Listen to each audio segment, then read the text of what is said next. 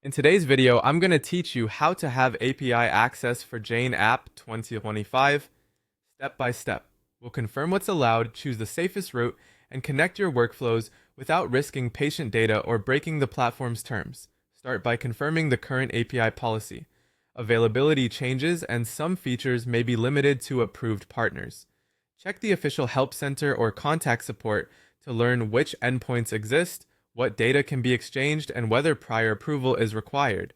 Define exactly what you need the API to do, list your workflows, data fields, and whether you need read, write, or both.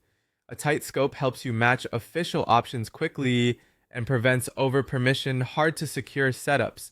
Now review built-in integrations and official partners. Common needs like scheduling, payments, telehealth, analytics, and exports may already be supported. Authorized options keep you within policy, shorten build time, and shift security and maintenance to vetted providers. If a partner app fits, use it first. It's usually the fastest path to API level functionality. Read their docs, confirm compliance, and connect with only the permissions you need. Start small, then expand once results look correct.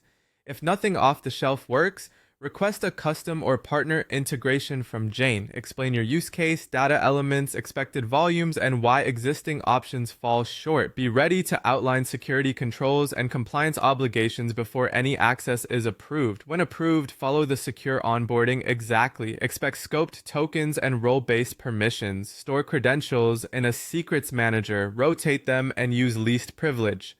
Enable audit logs and TLS, and never hardcode secrets in repos, configs, or shared notes. When an integration exists but needs extra logic, add middleware like Zapier, Make, or a webhook. Map fields carefully, validate triggers with sample records, and respect rate limits. Log transformations so you can troubleshoot quickly and demonstrate data lineage later. Never use scraping, reverse engineering, or unsupported methods for protected health information.